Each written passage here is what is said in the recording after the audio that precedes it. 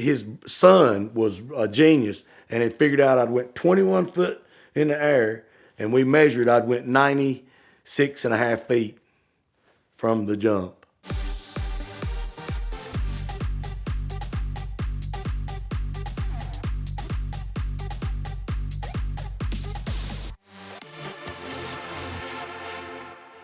Back in the day, when this fella here sitting beside I was my son, he's 17 years old now. He watched the whole Dukes of Hazzard series on TV. And you can't find it on there now.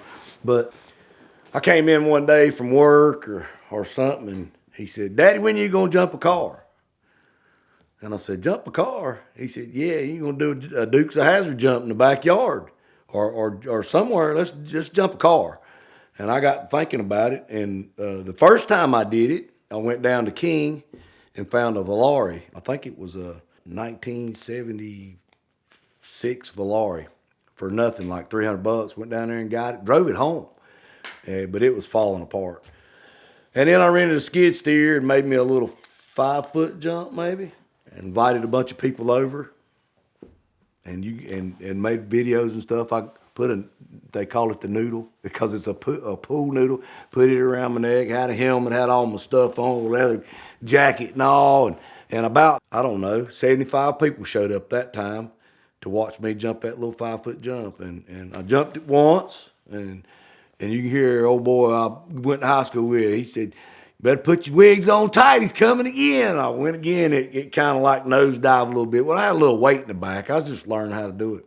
So anyway, that was successful. And then I got to thinking about it. I got behind on my taxes the second time. The second time I did it, I bought a bigger car, bought a better car, faster car, and made the jump about 6.5 or 7 foot tall, dirt, no landing or any of that. Borrowed some free weights, put about 275 pounds of free weights in the back of it, and invited a bunch of people over for donations only.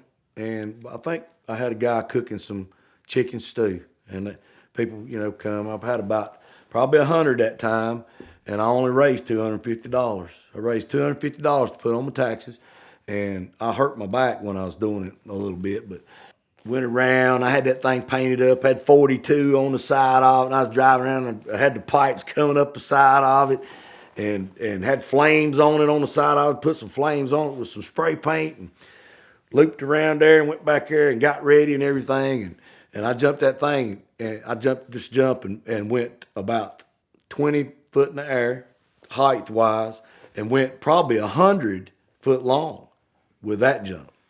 It went as far as the third one I done.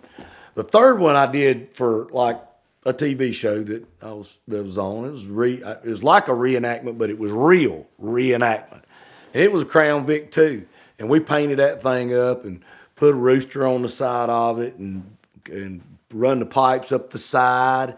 I did the same thing. We had 250 people show up at this one, and they raised same thing, real. It was all real because I was behind on my taxes again, and I was getting letters, saying you need to pay your taxes. We're going to garnish your wages and all this. Now, this is the perfect time to do it. Whether there was guys with cameras there or not, I needed to do something. So anyway, raised $750 that I put on my taxes, but 250 people.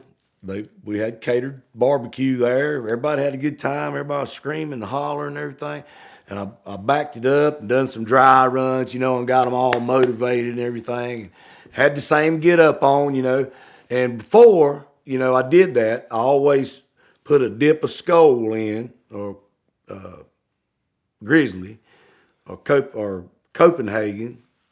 Anything I had dip, I always done that, and a shot of whiskey. And I did that before, and I got in the car and went back there and backed up to where I was at. But when I come out through there this time when I was ready, now this one was higher. The third one I had it about 8 foot maybe. It was the tallest one. I mean, it was something else. And I actually had a stunt coordinator from New Zealand. You know what I mean?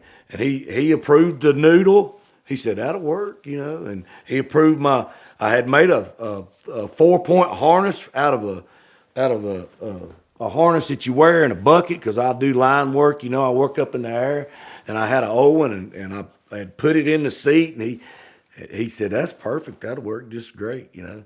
Had a helmet on, you know, and I always loved that movie, Harley Davidson, the Marlboro Man, you know, where he says, it's better to be dead and cool than alive and uncool. And I said that like on the tape or on my little camera I had, you know, in the second one. Again, I did it.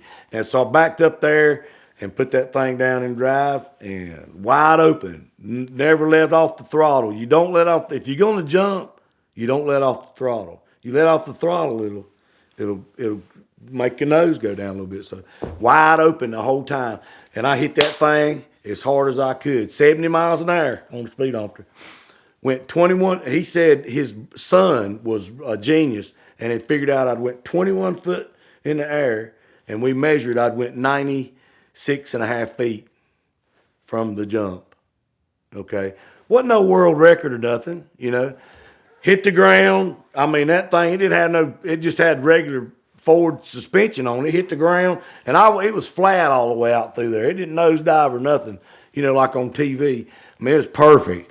And it slammed, and it went down and hit the ground, and the transmission, a rock, hit that cone, the transmission cone on the end of it, and it pushed it up to the floorboard and broke my pinky toe. I swear to goodness, it broke my pinky toe, and bruised my ribs. I couldn't breathe, and we had EMS there. They came out there and checked on me and everything, and I was all right. I got out and said a few words and got on top. You know, it was just, I felt real patriotic. We had the American flag there and everything, you know.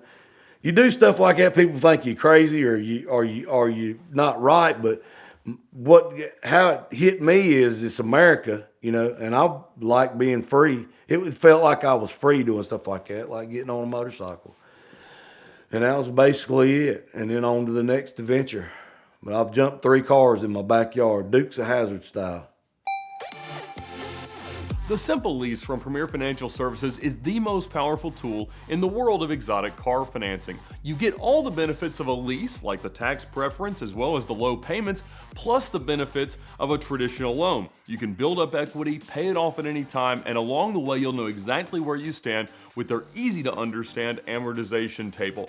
Premier's amazing nationwide team is standing by and ready to help you own your dream car in a way that's easier and more affordable than you could ever imagine. Whether it's a vintage Porsche, a modern McLaren, or a multi-million-dollar car collection, Premier is here to help. They've been supporting VINwiki for the last 6 years, and we certainly love them for that, but even more so, we love them because they make it easier and more affordable than you could imagine to own your dream car.